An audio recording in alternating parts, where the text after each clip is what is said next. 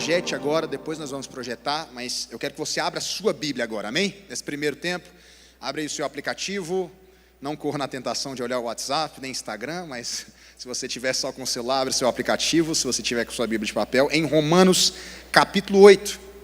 Romanos capítulo 8, versículo 1. Nós vamos ler todo esse capítulo hoje, é uma leitura um pouco extensa, então eu peço que você esteja atento, amém? Não deixe a sua mente vaguear em qualquer outro lugar. Glória a Deus. Glória a Deus. Quantos acharam? Diga amém. Quem não achou, diga me espera. Teve alguns aí. Glória a Deus. Vai achando aí em nome de Jesus. Aleluia. Vamos ler juntos. Eu vou ler na versão RA, mas você pode acompanhar na sua versão. Diz assim a palavra de Deus: agora, pois, já nenhuma condenação há para os que estão em Cristo Jesus. Porque a lei do Espírito da vida, em Cristo Jesus, te livrou da lei do pecado e da morte. Porquanto que fora impossível a lei no que estava enferma pela carne.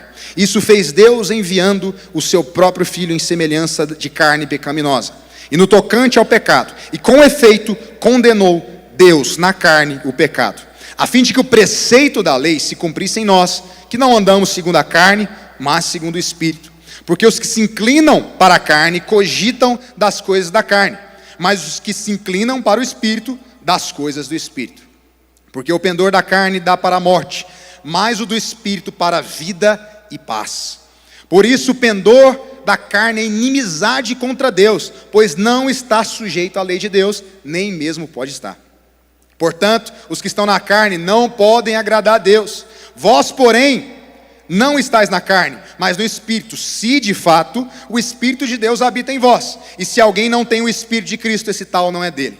Se porém Cristo está em vós, o corpo na verdade está morto por causa do pecado, mas o Espírito é vida por causa da justiça. Se habita em vós o Espírito daquele que ressuscitou Jesus dentre os mortos, esse mesmo que ressuscitou a Cristo Jesus dentre os mortos, vivificará também o vosso corpo mortal, por meio do seu Espírito que em vós habita. Assim, pois, irmãos, somos devedores, não à carne, como se constrangidos a viver segundo a carne. Porque se viverdes segundo a carne, caminhais para a morte. Mas se pelo Espírito mortificardes os feitos do corpo, certamente vivereis. Pois todos os que são guiados pelo Espírito de Deus são filhos de Deus. Porque não recebestes o espírito de escravidão para viverdes outra vez atemorizados, mas recebestes o Espírito de adoção, baseado no qual clamamos Abba, Pai. O próprio Espírito testifica com o nosso Espírito que nós somos filhos de Deus. Ora, se somos filhos, somos também herdeiros, herdeiros de Deus e co-herdeiros com Cristo. Se com Ele sofremos, com Ele também seremos glorificados. Porque para mim, tenho por certo que os sofrimentos do tempo presente não podem ser comparados com a glória a ser revelada em nós. A ardente expectativa da criação aguarda a revelação dos filhos de Deus, pois a criação está sujeita à vaidade, não voluntariamente, mas por causa daquele que a sujeitou, na esperança de que a própria criação será redimida do cativeiro da corrupção, para a liberdade da glória dos filhos de Deus, porque sabemos que toda a criação, a um só tempo, geme e suporta angústias até agora. E não somente ela, mas também nós que temos as primícias do Espírito, igualmente gememos no nosso íntimo, aguardando a adoção de filhos, a redenção do nosso corpo, porque na esperança fomos salvos. Ora, esperança que se vê não é esperança, pois o que alguém vê, como espera? Mas se esperamos o que não vemos, com paciência aguardamos. Também o Espírito semelhantemente nos assiste em nossas fraquezas, porque não sabemos orar como convém, mas o mesmo Espírito intercede por nós, sobremaneira com gemidos inexprimíveis. E aquele que sonda os corações sabe qual é a mente do Espírito, porque segundo a vontade de Deus é que ele intercede pelos santos. Sabemos que todas as coisas cooperam para o bem daqueles que amam a Deus, daqueles que são chamados segundo o seu propósito, porque aos que de antemão conheceu, também os predestinou para serem conformes à imagem do seu Filho, a fim de que ele seja o primogênito entre muitos irmãos. Aos que predestinou, a esses chamou. Aos que chamou, a esses justificou. E aos que justificou, a esses glorificou. Que diremos, pois, à vista dessas coisas? Se Deus é por nós, quem será contra nós? Aquele que não poupou o seu próprio filho, antes por todos nós o entregou, porventura não nos dará graciosamente com ele todas as coisas? Quem tentará acusação contra os eleitos de Deus? É Deus quem os justifica. Quem os condenará? É Cristo Jesus quem morreu antes, quem ressuscitou, o qual está à direita de Deus e também intercede por nós. Quem nos separará do amor de Cristo? Será a tribulação, ou a angústia, ou a perseguição, ou fome, ou nudez, ou perigo, ou espada? Como está escrito, por amor de ti somos entregues à morte o dia todo, fomos considerados como ovelhas para o matadouro. Em todas essas coisas, porém, somos mais que vencedores por meio daquele que nos amou. Porque eu estou bem certo de que nem a morte, nem a vida, nem os anjos, nem os principados, nem as coisas do presente, nem do porvir, nem os poderes, nem a altura, nem a profundidade, nem qualquer outra criatura poderá separar-nos do amor de Deus que está em Cristo Jesus, nosso Senhor. Diga amém. Oh, irmãos, já começo a me encher do Espírito só lendo. Que poderoso, que maravilhoso esse texto. E glória a Deus, né? Se você não leu nenhum versículo, nenhum capítulo, hoje você leu agora. Aleluia. Glória a Deus. Nós vamos compartilhar sobre esse texto. Eu me desafiei hoje a compartilhar esse capítulo tão poderoso. E não vai dar para falar tudo com detalhes, porque é um capítulo muito grande, você já percebeu. E também não daria, eu fiz as contas aqui, a gente precisaria de no mínimo uns 3 domingos para falar sobre tudo com detalhes. Eu vou tocar em alguns pontos desse texto maravilhoso. Mas antes de falar, eu quero falar só 2 coisas, antes de entrar no texto em si. A primeira é que esse é considerado por muitos como o clímax do Evangelho. Esse capítulo de Romanos 8 é tão importante, que muitos comentaristas bíblicos falam que ele é o clímax do Evangelho. Ele com certeza é um dos capítulos mais importantes da Bíblia. Romanos 8 é a resolução final do sacrifício de Cristo. É a resolução final do envio do Espírito Santo habitando dentro de nós. E enquanto eu meditava nesse texto essa semana, eu confesso que meu coração borbulhava. Eu confesso que por várias vezes eu chorei só de ler esse texto. Porque esse texto mostra a nossa posição em Cristo Jesus, irmãos. E outra coisa que eu queria falar antes de entrar no texto em si, eu queria só trazer um plano de fundo para você a respeito do livro de Romanos. O livro de Romanos é considerado por muitos também como o 5º evangelho. Enquanto Mateus, Marcos, Lucas, João mostra Cristo vivendo entre nós, Romanos mostra Cristo, o evangelho com Cristo ressurreto. Então ele é considerado como o 5º evangelho. Ele é o maior tratado teológico de Paulo. Com certeza uma das obras, eu não estou falando só de Bíblia não, uma das obras mais impressionantes da humanidade. E nesse livro, nós vemos que Paulo começa no seu primeiro capítulo fazendo uma grande saudação, a maior saudação de todas as suas cartas. Ele faz já de cara um resumo do Evangelho.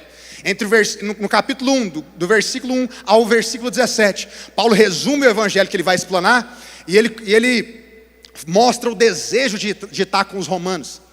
No resto do capítulo 1, ele mostra o quanto a humanidade está caída, o quanto aquela sociedade da época estava perecendo nos seus pecados, na lama, no lamaçal dos pecados. Eles eram desobedientes, eles eram, homicidas, caluniadores, presunçosos, arrogantes, não eram, Paulo diz que eles não eram pacificadores, rancorosos. E aí Paulo traz esse quadro. Mas no capítulo 2, Paulo continua falando agora para o religioso. Ele aponta para o cara que está fazendo tudo certinho, aparentemente, e fala: e você? E você que está aí dentro da igreja, né? Trazendo para o nosso contexto.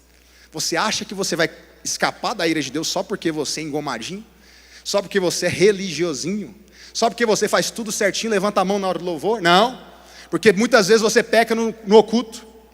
E aí no capítulo 3, Paulo junta todo mundo no mesmo. Ele junta os gentios, ele junta os judeus religiosos num bolo só. E ele começa a falar: não há um justo, nenhum sequer. Não há quem busque a Deus, não há quem entenda, não há quem faça o bem. Porque todos se extraviaram e se tornaram inúteis. Não há um justo, nenhum sequer. E quando você acha que a coisa está feia, Paulo no versículo 23 para 24 vem com uma luz de esperança. Porque ele fala: todos pecaram e carecem da glória de Deus, sendo justificados por meio de Cristo Jesus, por meio da fé em Cristo Jesus. Você precisa entender que você é justificado, irmão. Sabe o que é justificado? Justificado é quando Deus declara você justo. É quando o CTU, eu usei esse termo, né? O que é o CTU? É o Supremo Tribunal do Universo. É quando o Supremo Tribunal do Universo, o juiz de toda a terra, o juiz do universo, ele que podia te condenar com uma base legal, porque Deus não justifica você de qualquer jeito, ele tem uma base legal para isso, que é o sacrifício de Cristo. Ele olha para você e fala: Vitor, a partir de hoje você é declarado justo. Você pode estar em pé na presença de Deus sem ter vergonha. Nós temos acesso hoje no novo e vivo caminho, nós somos justificados. Justificação é a base do nosso cristianismo, é a base da nossa fé. Mas daí Paulo continua apresentando, no capítulo 4, exemplos de justificação antes da lei, inclusive. Abraão, depois ele fala de Davi, depois ele fala no capítulo 5 ali dos efeitos da justificação. Depois ele fala que você antes estava em Adão, agora você está em Cristo. No capítulo 6 ele mostra que você agora pode dizer não para o pecado, porque o seu velho homem foi crucificado em Cristo Jesus. E quando você considera isso, quando você crê nisso de todo o seu coração, você anda em vitória sobre o pecado. Mas no capítulo 7, Paulo continua também falando que você não derrotou em Cristo Jesus apenas o pecado, você também derrotou a lei. Ele dá um exemplo de um casamento. Tem um homem e marido que se chama lei, e a mulher que representa nós aqui. O marido é exigente, a mulher é estabalhada, não faz nada direito. E esse casamento só pode terminar se uma das partes morrer. O problema é que a lei não morre. Então quem morre é a mulher. E agora que a mulher morre, que representa nós, ela nasce para uma nova vida. E agora, ela está morta para a lei. E agora ela pode casar com Cristo. Quantos estão me entendendo aqui? E aí nós chegamos no capítulo 8. Por isso que eu falei isso tudo. Depois de falar isso tudo, Paulo vem agora mostrando como é essa nova vida. Agora que você entendeu que você derrotou o pecado, agora que você entendeu que você morreu para a lei, e agora? Como vivemos? Como deve ser o nosso cristianismo? O texto é longo, como eu já te falei, mas eu separei em 6 blocos. 6 blocos. O primeiro bloco, se você quiser anotar, a primeira parte, tópico 1, é a respeito da nossa liberdade. Nós somos livres. Repita comigo assim: eu sou livre em Cristo Jesus. Mas antes de falar por que você é livre, essa expressão em Cristo Jesus você precisa entender também. O que é estar em Cristo Jesus? Eu sempre gosto de dar o exemplo, Minha esposa está grávida, está 4 meses, fazendo 5. Já deu 5, meu Deus, desculpa. É porque eu conto em semana e depois vira uma bagunça, Esse negócio de semana, não sei quantas semanas, não sei quantas, eu não sei. Mas é isso, 5 meses, glória a Deus. Glória a Deus.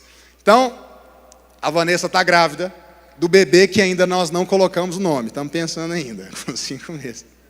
Todo mundo me pergunta, qual que é o nome do bebê? Não sei. Ora, vamos orar, para Deus trazer luz. Brincadeira, mas então, o bebê está dentro dela. Imagina, presta atenção aqui, olha para mim. Se a minha esposa, se ela se tornasse a rainha da Inglaterra, certo? Quem que ia estar lá sentada no trono junto com ela? Quem? O bebê. Tudo que ela come vai para onde? Vai para ela e para quem? Para o bebê, para o feto. Está entendendo o que eu estou dizendo? Se ela passa mal, quem sofre também? Bebê. Então, o bebê está dentro dela, você está dentro de Cristo. Quando Cristo morreu, você morreu com Ele. Quando Cristo ressuscitou, você ressuscitou junto com Ele. E quando Cristo se assentou nos lugares celestiais, Efésios 2:6, nós nos assentamos junto com Ele. Nós estamos em Cristo. Nós fomos enxertados nele, dentro dele. Portanto, você tem 2 endereços hoje.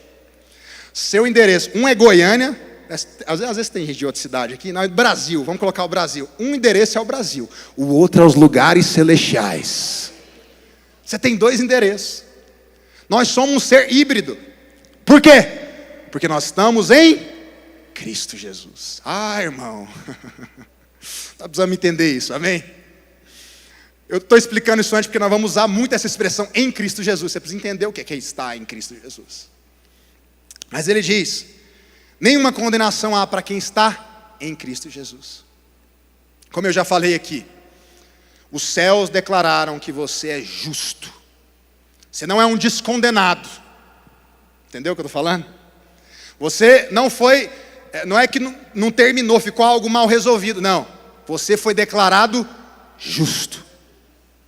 Com base no quê? Com base no sangue de Cristo. Amém, irmãos? Quem está me entendendo nessa manhã aqui? Eu não sei se você está me entendendo, senão você estava dando glória a Deus bem alto.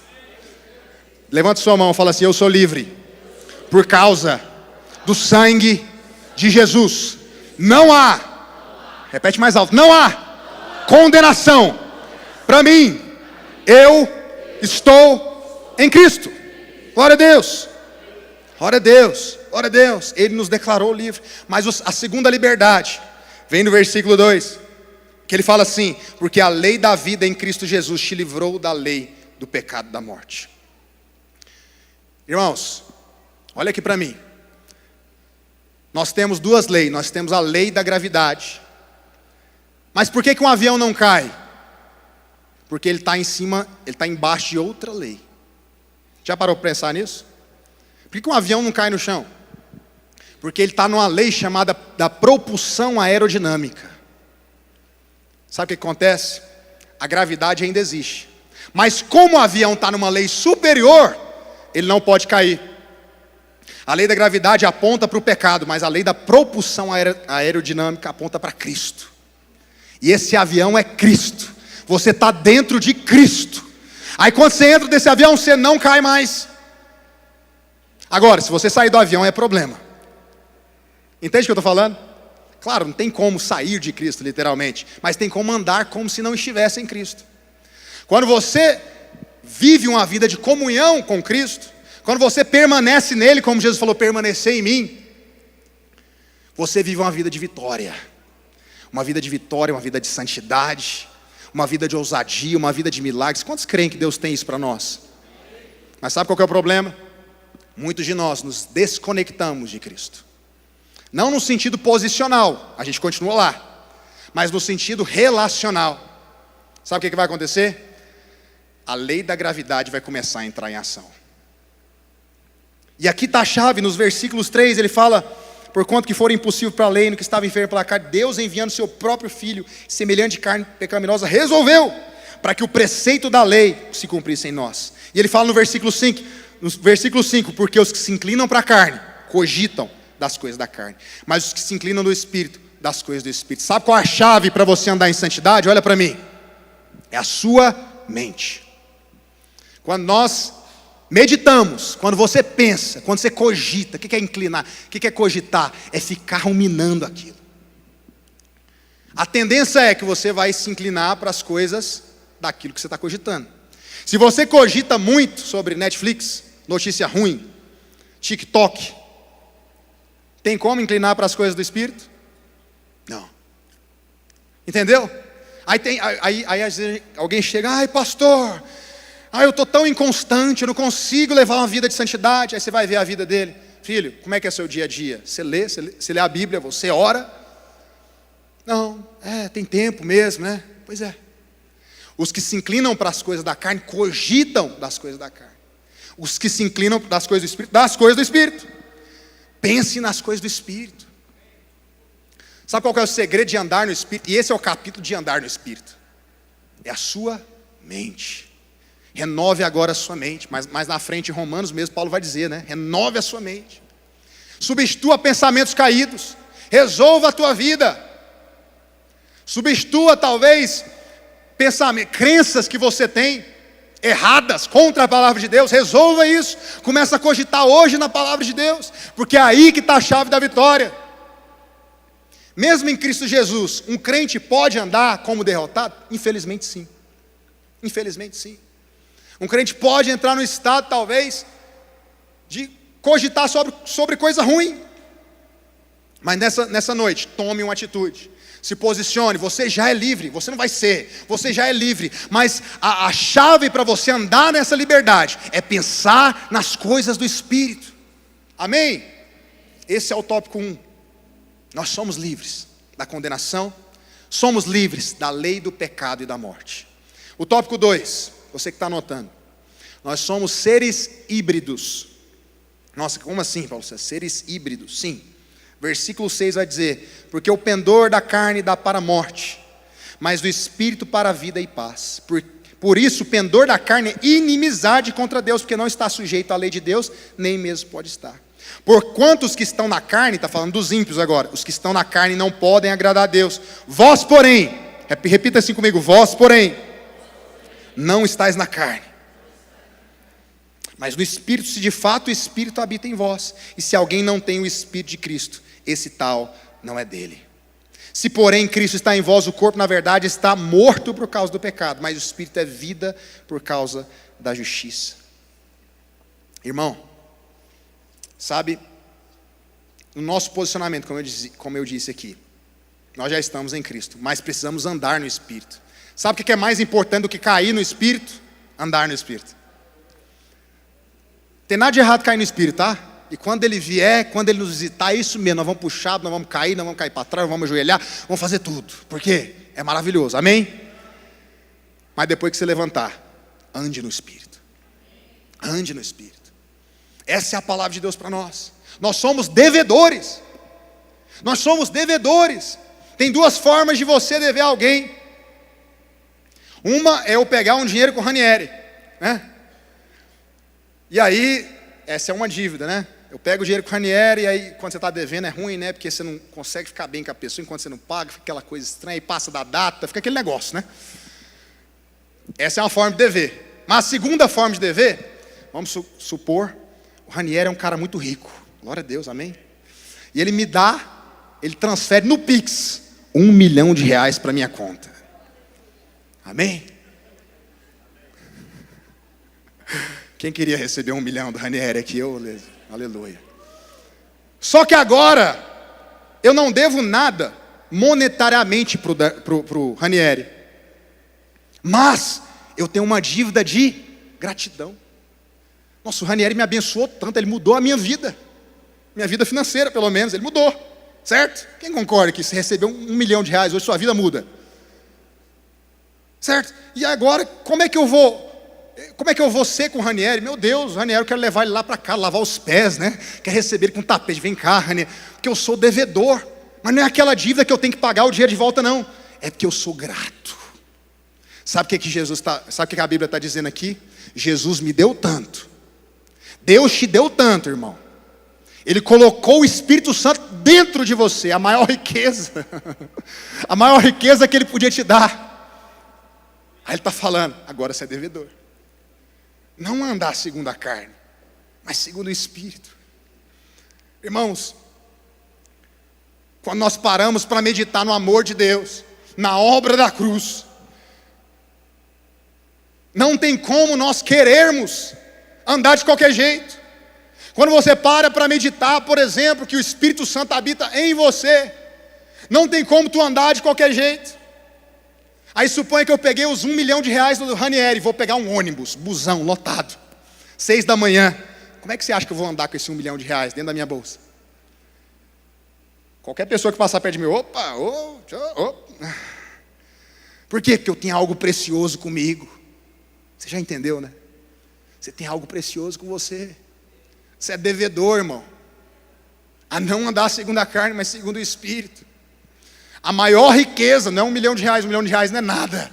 A maior riqueza do universo está dentro de você agora. Deus habita em você. Ah, irmão, você é tão profundo, oh meu Deus. Nós precisamos de revelação. Nós precisamos entender com o nosso coração, Ele habita em nós. Nós somos devedores. Nós somos devedores. E a prova de que somos filhos de Deus, antes de terminar esse tópico, é que o Espírito nos guia. Porque no versículo 14 ele vai dizer, pois todos que são guiados pelo Espírito de Deus, são filhos de Deus. Ele vai dizer mais: porque não recebeste o espírito de escravidão, para viverdes outra vez atemorizados. Sabe o que é isso, né? Sabe o que é isso aqui? Muita gente age com Deus, o religioso age assim com Deus, como se Deus fosse um tirano, como se ele fosse um escravo e Deus fosse um patrão. Mas o espírito, esse que eu falei agora, que está dentro de você, que está dentro de mim, ele te habilita, ele te capacita a chamar Deus de Abba. Você sabe o que é Abba? É a forma como uma criança em Israel chamava o pai dele. Hoje aqui no Brasil é papai. Lá em Israel era Abba. Deus não é um tirano. Deus não está esperando uma oportunidade para jogar um raio na tua cabeça. Se de fato você é filho de Deus, se você está em Cristo, lembra disso, lembra dessa premissa. Não, se você está em Cristo, você hoje pode levantar a sua mão e chamar Deus de Pai. Ele é o nosso papai. Sabe, irmãos, às vezes a gente enfeita demais para orar, e tudo bem. Às vezes é legal usar palavras bonitas para Deus, né? Oh, soberano Deus e eterno Pai. Ele é isso mesmo, não tem nada de errado. Mas a gente fala, né? Rei de todas as nações. Glória a Deus por isso. Mas sabe qual que é o título mais nobre que você pode chamar a Deus? Papai. Porque hoje, além de ser o Deus Todo-Poderoso, Ele é tudo isso, nós vamos continuar falando isso para Ele. Ele é o Deus Todo-Poderoso, Ele é o princípio e o fim, Ele é imutável, né? Ele é infinito, onisciente, onipotente, onipresente, quase não sai, glória a Deus. Mas além disso tudo, Ele é teu Pai. Levante suas mãos para os céus, comece a agradecer: Senhor, obrigado porque o Senhor é o meu Pai. Obrigado, Senhor. Obrigado que hoje nós podemos chamar de papai, de Abba. Dá-nos revelação que nós nascemos de Ti, que nós pertencemos à Sua família, que hoje, em Cristo Jesus, nós temos essa liberdade de, como família, levantar as nossas mãos como crianças e dizer: papai, papai, aleluia, aleluia, aleluia, aleluia. E ele diz assim, para terminar esse raciocínio da paternidade, da filiação, ele diz no versículo 17: se somos filhos, somos também herdeiros, herdeiros de Deus e co-herdeiros com Cristo. Se com Ele sofremos, com Ele também seremos glorificados. Eu sou herdeiro de Deus, como que eu posso sofrer? Pois é, sofreremos, irmãos. Essa é a verdade do Evangelho. Por isso que o falso evangelho pregado aí fora é um problema. Porque ele retira qualquer problema, qualquer sofrimento. Não, nós vamos passar por adversidade, sim. Nós vamos passar por problemas, sim. Mas sabe de uma coisa? À medida que sofremos com Ele, somos glorificados com Ele. Mateus falou, acho que foi o Mateus que falou disso hoje de manhã, que quando o fogo vem, 1 Pedro, né? Não estranheis o fogo ardente quando ele surgir. Ninguém quer problema, ninguém quer tribulação. Mas quando aparecer, e vai aparecer, veja como uma oportunidade de aquilo fazer você mais parecido com Jesus. Porque à medida que sofremos com Ele também nós somos glorificados. Glorificados, aleluia. Tópico 3, então primeiro, nós falamos aqui, nós somos livres da condenação. Segundo, nós somos seres híbridos. Nós somos carne e espírito ao mesmo tempo. É uma coisa muito doida, porque por um lado o nosso corpo está apodrecendo até morrer. Por outro, nosso espírito é vida em Cristo Jesus. Mas por outro lado, no tópico 3, nós estamos no espírito. E quarto lugar, agora nós vamos entrar no quarto lugar. Os 3 gemidos de sofrimento e expectativa. Versículo 19 vai dizer assim: a ardente expectativa da criação. Perdão, vou ler do 18. Porque para mim, deixa a sua Bíblia aberta, também esqueci de falar isso no começo, pode deixar a sua Bíblia aberta, quando eu for lendo você vai acompanhando. Versículo 18, Paulo diz assim: porque para mim tenho por certo que os sofrimentos do tempo presente não podem ser comparados com a glória que há de ser revelada. Paulo está dando uma dica aqui para você e para mim. Quando a luta estiver grande, compara com a glória que há de ser revelada. Quando estiver desesperado, compara com o porvir, compara com a glória. A glória sempre vai ganhar, amém, irmãos? Paulo tinha uma perspectiva celestial, ele via as coisas de cima. Mas ele continua, e agora eu quero destacar aqui os 3 gemidos. Vai falar aqui, repita comigo assim: o gemido da criação, o nosso gemido e o gemido do Espírito. São 3 entidades, talvez, podemos dizer assim, que gemem agora. Primeiro é a criação. Versículo 20 diz: pois a criação está sujeita à vaidade. A palavra vaidade no grego é melhor traduzido como frustração. Não voluntariamente, mas por causa daquele que a sujeitou, na esperança de que a própria criação será redimida do cativeiro da corrupção para a liberdade da glória dos filhos de Deus. Porque sabemos que toda a criação, um só tempo, geme e suporta angústias até agora. Até aí.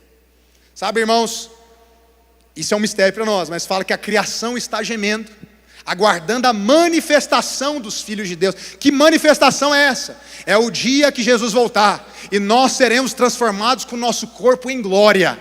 Nós seremos tal qual Ele é. Não, você vai ter um corpo 0 quilômetros, não vai ter doença, não vai ter pecado, não vai ter idade, glória a Deus. Quem já está ficando mais de idade já disse glória a Deus, né? Você não vai ficar velho, não vai ter ruga, não vai ter imperfeição, não vai ter dor de cabeça, não vai ter problema renal, aleluia. Não vai ter nenhum tipo de problema. E sabe o que a Bíblia está dizendo? Que a criação aguarda com angústias. Essa palavra angústia, eu pesquisei, é dor de parto. A criação está esperando com dores de parto o quê? A manifestação da glória dos filhos de Deus. Eu gosto de usar um exemplo que é o seguinte. Já viu um vírus, né? Quando alguém pega um vírus, o vírus fica incubado muito tempo. Até aquele vírus aparecer, às vezes demora dias, meses, anos. Então, vou falar isso com temor, é só um exemplo. A vida de Deus em nós é como se fosse um vírus santo, um vírus bom, tá? Deus colocou dentro de nós, só que esse vírus hoje está incubado em você e em mim. Sabe o que vai acontecer na volta de Jesus? Essa vida vai transbordar de você. Você vai receber um novo corpo. Se você tiver morrido, você vai ressuscitar. Se você estiver vivo aqui, você vai ser transformado na hora. Quem quer ser arrebatado aqui? Glória a Deus, aleluia. Mas glória a Deus, se Jesus não voltar a tempo, e Ele sabe o dia e a hora, nós vamos morrer e ressuscitar, amém? E nós vamos receber um corpo novo. Aí sabe o que vai acontecer? Essa vida de Deus vai tomar hoje está difícil, vai tomar conta de todo o teu corpo.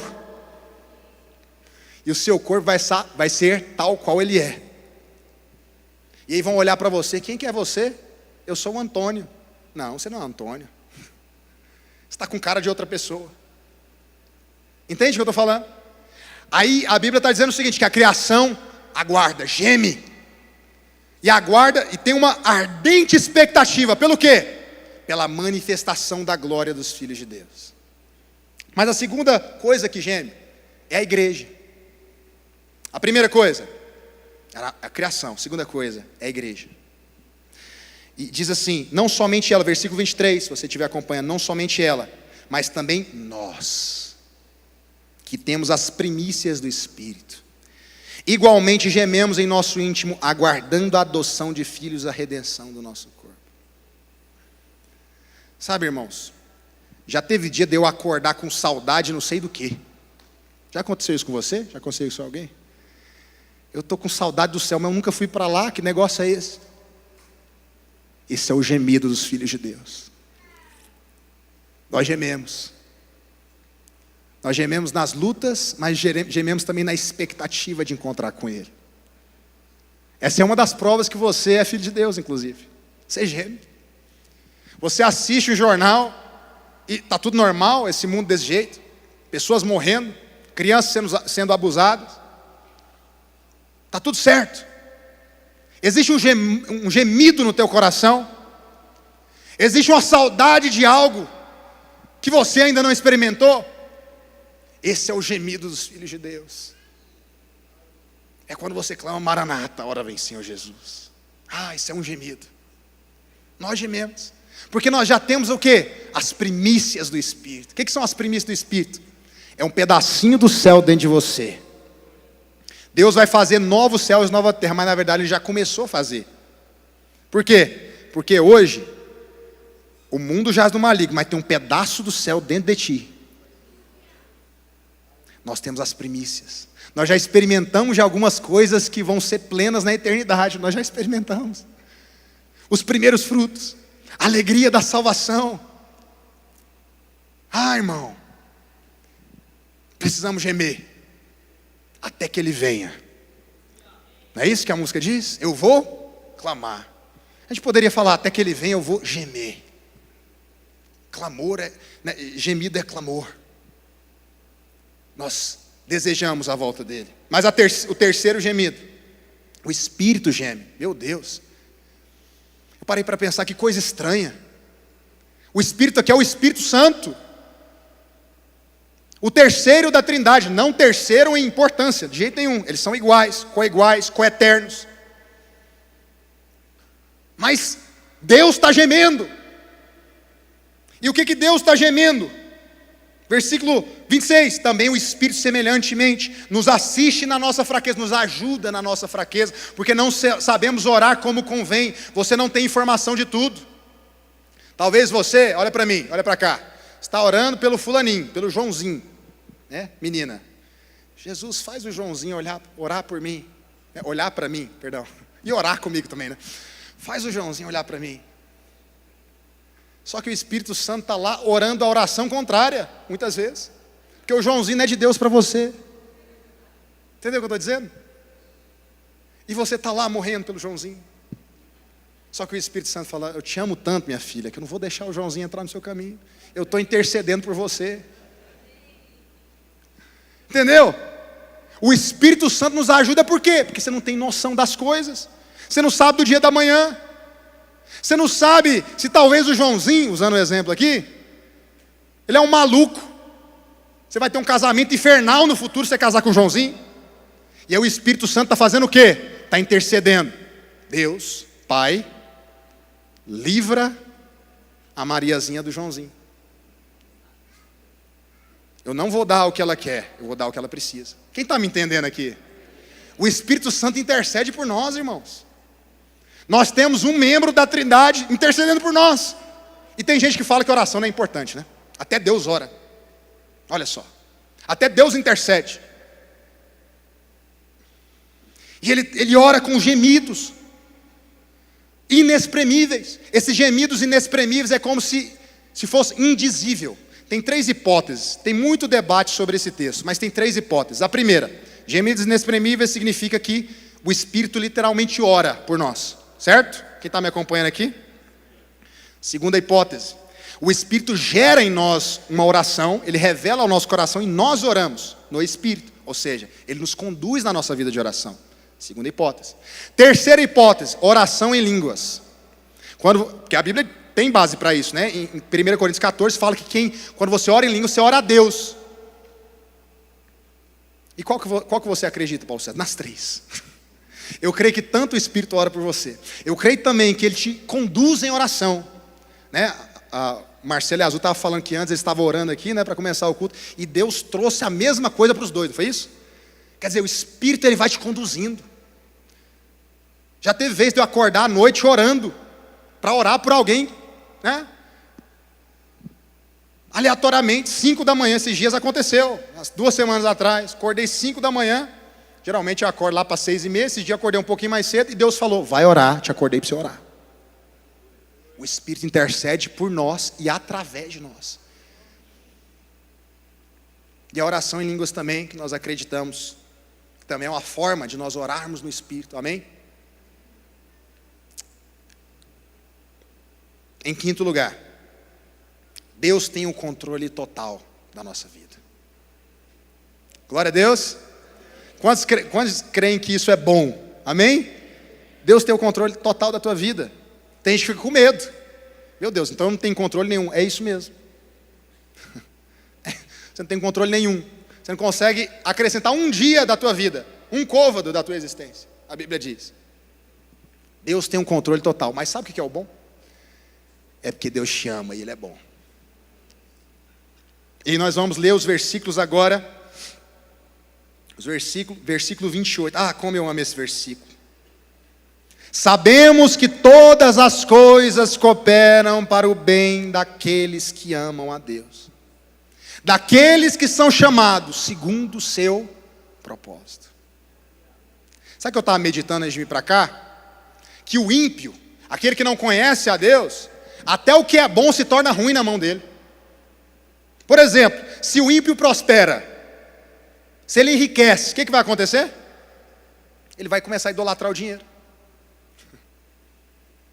Entende o que eu estou falando? Muitas vezes para o ímpio até a coisa boa se torna um ídolo, um problema. Agora o filho de Deus não. É o contrário, até as coisas ruins vão cooperar para o teu bem. Mariazinha, você está chorando pelo Joãozinho. Pois é. Talvez o fato dele não estar olhando para você, Deus está cooperando para o seu favor. Mas é importante nós entendermos esse bem. O que significa cooperam para o bem? Porque talvez a gente tenha aquela ideia de Hollywood, de filme de princesa da Disney, que eles viveram felizes para sempre, né? Será que bem cooperam para o bem, é isso? Porque Paulo terminou sua vida decapitado. Pedro também, crucificado. Então, nem todos eles tiveram de fato um final feliz. Mas sabe qual que é o bem? Todas as coisas que operam para o bem, aponta para o próximo versículo, onde diz que Deus nos predestinou para ser conforme a imagem do seu Filho. Sabe qual que é o bem para a sua vida? É quando você é transformado à imagem de Cristo Jesus. Presta atenção aqui para mim. Tem uma forma de Cristo. Um exemplo, tá? Tem a forma de Cristo aqui no chão. Você deita na forma. Sua mão é menor do que a mão de Cristo. O que Deus tem que fazer? Fazer sua mão crescer. Mas você tem um pé maior do que o pé de Cristo. O que vai acontecer? Deus vai ter que arrancar um pedaço do seu pé. Porque Ele está te conformando à imagem de Cristo. Quem está me entendendo aqui? Isso não é literal não, tá, gente? Não precisa ficar com medo não. Tem uns que já olham. É espiritualmente. Deus vai ter que te dar algumas coisas que talvez você não tenha, mas Ele vai ter que tirar algumas coisas que estão sobrando, porque Ele está te conformando, está te lapidando, como se fosse uma estátua assim, ó. Ele está te fazendo mais parecido com Jesus.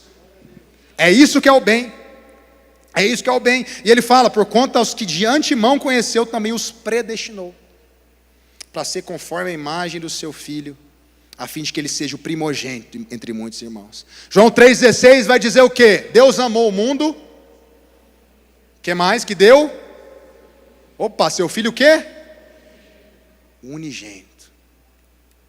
Mas o unigênito, depois que ele morreu, depois que ele ressuscitou, ele se tornou primogênito. Jesus é nosso irmão mais velho. E agora o nosso irmão primogênito é o nosso modelo. Nós queremos ser igual a Ele. Nós queremos contemplar Ele. Nós queremos nos parecer com Ele. Nós queremos tornar semelhante a Ele. Esse é o alvo de Deus para a tua vida. Presta atenção, olha aqui para mim. O alvo de Deus não é só te salvar. Isso é parte do projeto. Deus tem um projeto de te fazer semelhante a Jesus. E Ele te predestinou para ser conforme a imagem do protótipo perfeito de Cristo Jesus. Nós precisamos, irmãos, parecer com Jesus. Nós precisamos ser transformados de glória em glória à sua própria imagem. Ele é o primogênito, Ele é o nosso primogênito. Versículo 30 vai dizer, e aos que predestinou, a esses também chamou. Teve um dia que Ele te chamou. Não sei onde, não sei como. Você sabe a sua história. Você estava lá vivendo sua vida, você estava no pecado. E você ouviu a voz, porque Jesus falou, as minhas ovelhas ouvem a minha voz e me seguem. E você atendeu o chamado dele. Talvez muitos como eu, por exemplo, nasceram num lar cristão. Você não sabe exatamente o dia que Ele chamou. Talvez você nem lembra quando direito aconteceu. Mas Ele te chamou. Ele te trouxe. Mas os que de antemão conheceu, Ele predestinou. A esse chamou. A esse justificou. Lembra que eu falei da justificação? A justificação é a base do nosso cristianismo. nós fomos declarados justos em Cristo Jesus, de uma vez por todas. E aos que justificou, esse também glorificou. Agora eu te pergunto, nós já fomos glorificados, irmãos? Você já foi glorificado? Seu corpo já está transformado? Ou você luta ainda com pecado, com problema, com doença? Mas por que está dizendo aqui que ele já glorificou? Porque na mente de Deus, ele já viu lá na frente. Ele já sabe do fim da história. Ele já determinou. Ele vai ser glorificado. Na cabeça de Deus, sabe, Deus está fora do tempo. Ele não vive um dia de cada vez igual nós. Na mente de Deus, ele já está te vendo lá na frente, glorificado, semelhante a Ele, plenamente semelhante a Ele, em glória. Ah, como eu anseio por esse dia, irmãos. Você anseia por esse dia? Ah, irmãos, é o final de todas as coisas. É o dia que não haverá mais pecado, não haverá mais dor. Sabe esse filme que você fica assistindo aí? Super-herói. Pois é. Eu acho que deve ser alguma coisa coletiva, porque nós vamos ser esse povo aí. Nosso corpo, a Bíblia diz que quando Jesus apareceu no meio, lá em João 20, ele apareceu no meio dos discípulos, não entrou na porta, ele apareceu, bluf. Depois no caminho de Emaús, ele foi para lá, ele sumiu, bluf, uma vez. Eu acredito que nosso corpo vai ser meio que assim. Vamos fazer umas coisas meio doidas. A Bíblia não fala, tá? Estou viajando agora, me dá licença. Mas nosso corpo vai ser um corpo de glória semelhante ao dele. Você vai sumir, aparecer em um lugar. Esse universo tão grande, nós somos uma partícula menor que uma partícula de areia no universo inteiro. Para que Deus criou esse universo desse tamanho? É porque nós vamos reinar junto com Ele. Você tem esse universo inteiro para explorar a eternidade. Nós estaremos com Ele. Ele já, na cabeça dele, Ele já te glorificou. Por último, último ponto. Nós vamos terminar agora. Nossa segurança em Cristo. Vamos repetir? Vou repetir aqui para ficar claro. Tópico 1. Somos livres da condenação. Pode subir todo o time. Tópico 2. Nós somos seres híbridos, duplos. Nós somos carne e espírito, hoje ainda. Porque a nossa carne e o nosso corpo não foi glorificado ainda. Por isso nós temos essa luta, de se inclinar para as coisas do Espírito. Lembrar e voltar para Deus. Segunda coisa, nós estamos no Espírito. Terceira coisa, perdão, nós estamos no Espírito e também precisamos andar no Espírito. A quarta coisa, os 3 gemidos. A criação geme, a igreja geme e o Espírito geme em intercessão.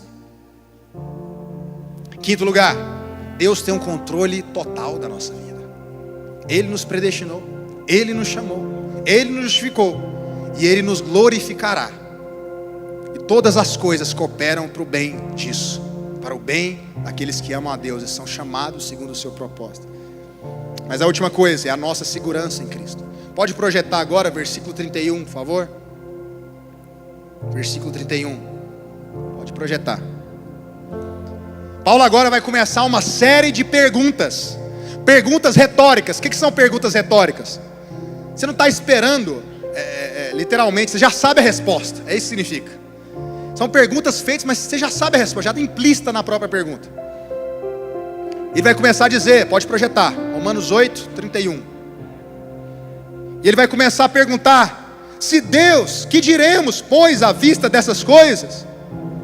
À vista disso tudo, à vista que você entendeu que você recebeu uma riqueza, que não há condenação para você, que todas as coisas cooperam para o seu bem, que você agora anda uma vida no Espírito, que diremos nós, que você também foi chamado para ser filho de Deus, e você tem o Espírito, que agora você clama, Abba, Pai. Que diremos à vista dessas coisas? Se Deus é por nós, quem será contra nós? O STU te justificou. Supremo Tribunal do Universo, aquele que podia te julgar, já te perdoou. Aquele que podia te lançar no inferno, já te justificou. Quem mais pode? Não existe mais instância. Entende o que eu estou falando? Não existe acusador mais. E tem mais, esse que te justificou, ele joga no teu time. Ele joga do teu lado. Quem pode ser contra ele? E se você faz essa pergunta, quem pode ser contra ele? Você está fazendo também essa pergunta, quem pode ser contra nós? Nós estamos do lado dele. Quem está me entendendo aqui? Quem está me entendendo aqui? Você crê nisso? De verdade? Se Deus é por nós, quem será contra nós?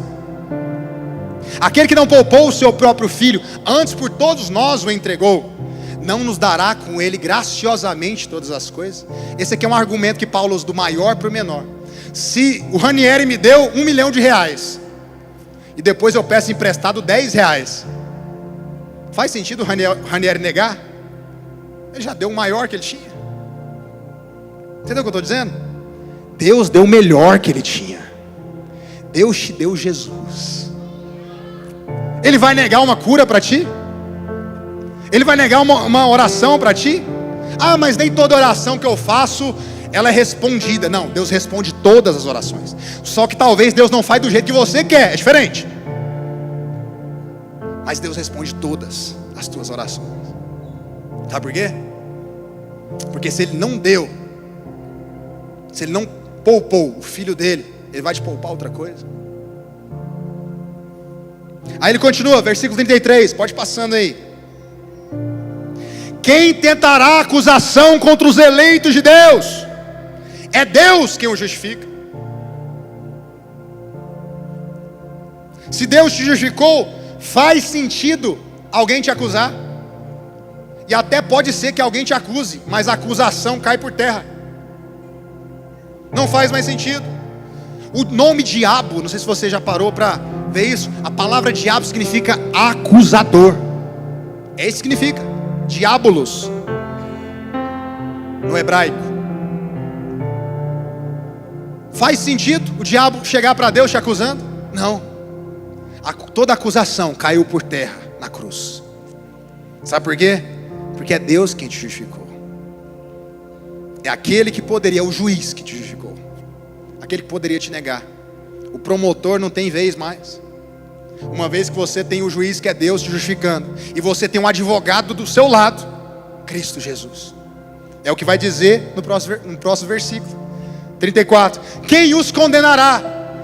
É Cristo Jesus que morreu, ou antes quem ressuscitou, o qual está à direita de Deus e também intercede por nós. Lembra que eu falei aqui que o Espírito Santo intercede por nós? Lembra? Jesus também intercede por nós. Então do Pai, do Filho e do Espírito Santo, você tem o Espírito Santo, você tem Jesus intercedendo por ti. Assim como ele intercedeu por Pedro. Lembra quando Satanás pede para Deus para brincar com a vida de Pedro, para cirandar, não sei o que? Jesus falou, pai, não, pai, guarda a vida de Pedro. Guarda a vida de Pedro. Aí ele fala, Pedro, você vai me negar, mas eu já orei pela tua vida. Agora hoje, a destra de Deus, como nosso advogado e sumo sacerdote perfeito, Cristo Jesus, intercede por nós. Versículo 35, e agora ele começa o que muitos dos estudiosos chamam de a parte mais nobre de todo o livro de Romanos. Ele começa dizendo, quem nos separará do amor de Cristo? Será a tribulação? Será a angústia? Tribulação fala de coisa por fora, né? Tribulações, de modo geral. Angústia fala de coisas por dentro. Perseguição. E junto com a perseguição, a fome, nudez, perigo ou espada. Deixa eu te falar, se vier alguma tribulação, não duvide do amor de Deus por você. Porque a tribulação não pode te separar dele. Entende o que eu estou dizendo? Deus não precisa provar mais nada. Ele já provou na cruz. Ele já provou o amor dele. De forma que no dia que a tribulação vier, não duvide desse amor por você. Porque nada, essa tribulação não pode te separar. E ele fala um versículo até para embasar isso que ele está dizendo, versículo 36. Por amor de ti somos entregues à morte o dia inteiro, fomos considerados como ovelhas para o matador. Esse é o Salmo 44. Ele está repetindo o Salmo 44. Ou seja, nós estamos prontos para morrer. Sabe qual que é a prova do crente maduro? É o crente que está pronto para morrer. Mateus falou que de manhã que Jesus morreu com 33 anos. 33 anos, já tinha feito tudo. Ele vivia pronto para morrer. Você está pronto para morrer hoje? Estou falando que você vai morrer não. Tem gente que já fala, misericórdia, está amarrado, né? Expulsa todos os demônios do inferno. Calma, calma. Mas se a sua fé fosse testada, você estaria pronto para morrer por Cristo? Nós somos ovelhas entregues à morte, porque nós sabemos que o morrer para nós é só uma transição de endereço. Daqui a pouco a gente ressuscita. Por isso que o crente não precisa ter medo da morte. É incompatível, é incoerente crer em Deus e temer a morte. Nós somos como ovelhas para o matador.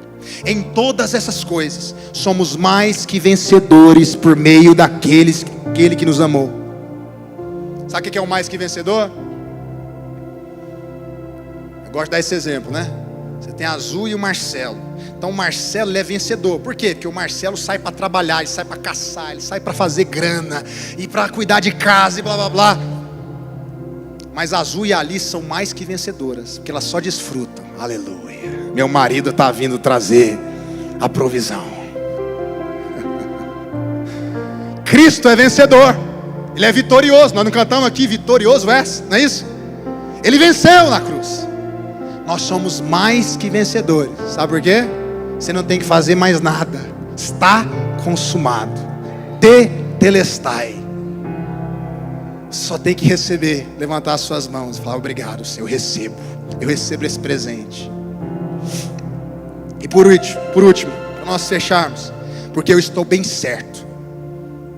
Paulo está dizendo, eu tenho uma infalível certeza de que nem a morte, nem a vida, nem as coisas dessa vida. Talvez a vida tem várias tentações, cobiças, que tentam te puxar, que tentam te desviar do caminho, mas nem a morte, nem a vida, nem os anjos, nem os principados, nem as coisas do presente, nem do porvir, nem os poderes. Sabe o que poderes fala? É a mesma palavra no grego que Paulo usa para demônios. Os demônios não têm essa autoridade. Tem gente que vive morrendo de medo de demônio, né? Pois é, está aqui, ó. O diabo não tem poder de separar do amor de Deus. Claro, nós repreendemos, nós amarramos em nome de Jesus. Mas presta atenção, Deus é muito maior que o diabo. Para de dar para o diabo esse valor, né, que você acha que ele tem. Ele já foi vencido. Nem a altura fala do céu, nem a profundidade fala do inferno, nem qualquer outra criatura, nada que Deus fez nos céus, na terra, poderá nos separar do amor de Deus que está em Cristo Jesus nosso Senhor. Fique de pé.